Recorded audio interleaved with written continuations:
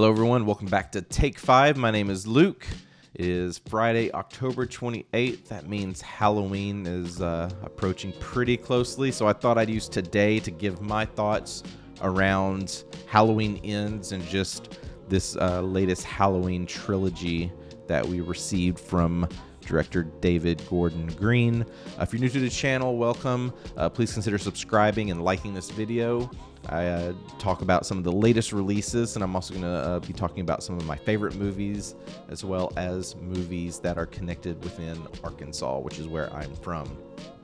But this one's been on my mind for a while. I went to the Thursday premiere of Halloween Ends and saw this with my wife, and it's currently still playing in theaters, and you can also stream this on Peacock. So before we get into this, I'm going to be talking about a lot of things. So if you have not seen this yet, please go watch it first and come back, because there's a lot that happens, and this has been out for some time now, so I think it's okay to get into all the details. So this is essentially the conclusion of this Michael Myers and Laurie Strode saga in this new trilogy, which started in 2018. Halloween Ends takes place 4 years after the events of Halloween Kills, and let's just dive right into this. This is definitely a mixed bag. There's a lot of thoughts around this on the internet right now, so it's pretty much split, whether you like this or didn't. Mostly being that in this film, Michael is pretty much on the sidelines. We don't get much of Michael Myers until we get into the third act, which is similar with Halloween Kills. Laurie was kind of put on the sidelines there. And looking at this as a trilogy, this is very, even for me, this is a mixed bag of a trilogy. When I initially watched Halloween Kills, I wasn't that fond of it, but after a second watch, I actually liked it a little bit more. With Halloween Ends, I'm on the side that does like it, even though there are a lot of issues with this. A lot of ideas are thrown within this that just are not explored. But I think the third act and just the conclusion that we get is fine for me. And I've got some thoughts of like what I'm expecting is going to happen next. But let's kind of go into really some of just the questionable moments and things that I liked in this. That's what I want to focus on. So one being is that why is this 4 years after Halloween Kills? Like, that wasn't really dived into. If you remember Halloween Kills, Michael basically gets out of the burning house and then just goes on this massive killing rampage, and it's just this non-stop force. And there's a lot more focus around Michael being evil, and the only way to kill evil is they're just gonna have to flat out kill Michael. But there's also this sense of every time Michael kills, it's just feeding that evil, and he's just becoming stronger and stronger. And at the end, the whole town's trying to take him down. Someone unloads pretty much a full clip into Michael. He is stabbed repeatedly. How can this guy survive? It just doesn't make sense. But we see him still have energy. He still kills people, and then once he kind of kills someone, it just becomes nonstop once again. And the film ends with him killing Laurie Strode's daughter. But the question is why go into hiding? Why does there have to be this gap? What's the motive there for Michael? Why not just continue on his killing rampage? For me, my perspective is he's a man, so he's gonna have to rest. If he's been shot that many times and stabbed, he's already lost fingers. He's been in a burning building. There's just no way that someone could survive that. So I'm viewing this from the perspective that he probably is resting to heal up from this and just kind of biding his time. It comes into this thought of if Michael would have continued killing, what would have happened? Would he eventually just have met his match? I wish that was explored more. We don't get much of that. With Halloween Ends, we are focused on a new character. His name is Corey, portrayed by Rohan Campbell. Which the intro to this was pretty thrilling. It had me on the edge of my seat because we get this moment where Corey is a babysitter. I'm babysitting this little boy, and they're kind of butting heads on some things. And then the kid is trying to spook Corey, and he gets in a position where basically he kills the kid by kicking a door open, not realizing the kid's right behind it, and then he's falling, down a stairwell and into his death, and this basically puts the whole town against Corey, and that's what a lot of the story is going into, is that it's very similar with Michael Myers, also known as The Shape. It's just this viewpoint of like Corey is just this evil being as well, and Corey doesn't know how to fit in.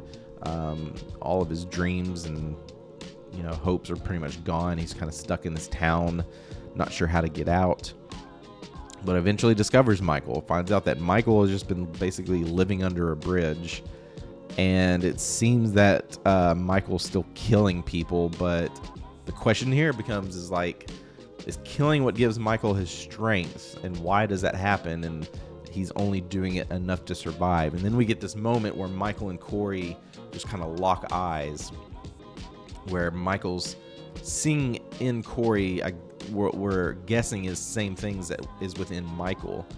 And when I went into this movie, I had predictions that I was expecting that we were going to go down a route where Michael is cursed, and that was going to be the focal point, is that they're going to discover this curse, and that's what's kind of put hold on Michael. And the question would be, is there another evil being in play that's kind of controlling? It's almost like this puppet master scenario, but we never really got that. It's essentially Michael and Corey lock eyes, something kind of happens there, Michael lets Corey go, and then Corey just basically feeds off of this evil, and it's almost like we're thinking that this evil is transferred into Corey, and Corey now wants to go on this killing rampage and learn how to kill like Michael does. We also get this moment where Corey does have a knife wound through his hand, and it's wrapped up for a good portion of the film. And there's another moment where Corey unwraps it, and I was almost expecting that the knife wound was going to be completely gone, though it wasn't. It almost looked like it was infected, and that infection was now spreading throughout his body. And there's a couple of ways.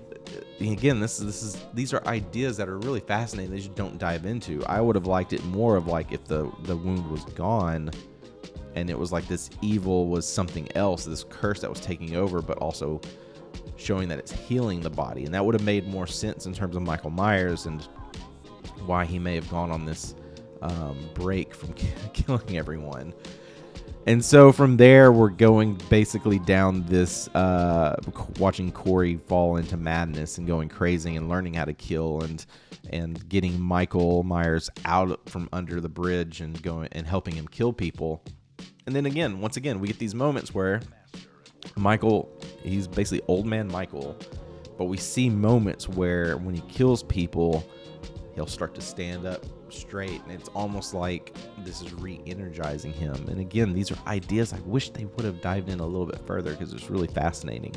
But once we get into the third act, things just go crazy. We get tons of kill scenes, very creative kill scenes. And if you're into slasher movies, for me at this point, I just had a blast. Also had a lot of nods throughout this, like Corey going from this troubled kid who did something wrong, but it was completely accident, and now he's kind of transcending into this evil person.